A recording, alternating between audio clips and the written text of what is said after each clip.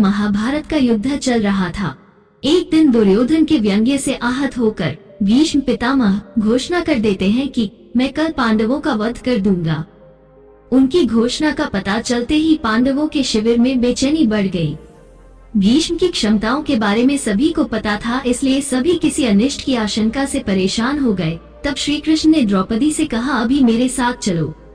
श्री कृष्ण द्रौपदी को लेकर सीधे भीष्म पितामह के शिविर में पहुंच गए। शिविर के बाहर खड़े होकर उन्होंने द्रौपदी से कहा कि अंदर जाकर पितामह को प्रणाम करो। द्रौपदी ने अंदर जाकर पितामह भीष्म को प्रणाम किया तो उन्होंने अखंड सौभाग्यवती भव का आशीर्वाद दे दिया। फिर उन्होंने द्रौपदी से पूछा कि पुत्री, तुम इतनी रात में अकेली यहाँ कैसे आई हो? क्या तुमको श्री कृष्ण यहाँ लेकर आए हैं? तब द्रौपदी ने कहा कि हाँ, और वे कक्ष के बाहर खड़े हैं। तब भीष्म भी कक्ष के बाहर आ गए और दोनों ने एक दूसरे से प्रणाम किया। भीष्म ने कहा, मेरे एक वचन को मेरे ही दूसरे वचन से काट देने का काम श्री कृष्ण ही कर सकते हैं।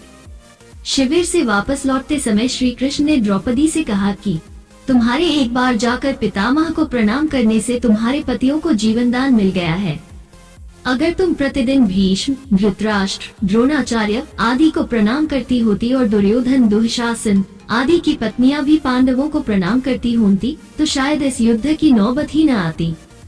तात्पर्य, वर्तमान में हमारे घरों में जो इतनी समस्याएं हैं उनका भी मूल कारण यही है कि जाने अनजाने अक्सर घर के बड़ों की उपेक्षा हो जाती है। यदि घर के बच्चे और बहुएं प्रतिदिन घर के सभी बड़ों को प्रणाम कर उनका आशीर्वाद ले तो शायद किसी भी घर में कभी कोई क्लेश न हो। बड़ों के दिए आशीर्वाद कवच की तरह काम करते हैं, उनको कोई अस्त्र शस्त्र नहीं भेद सकता।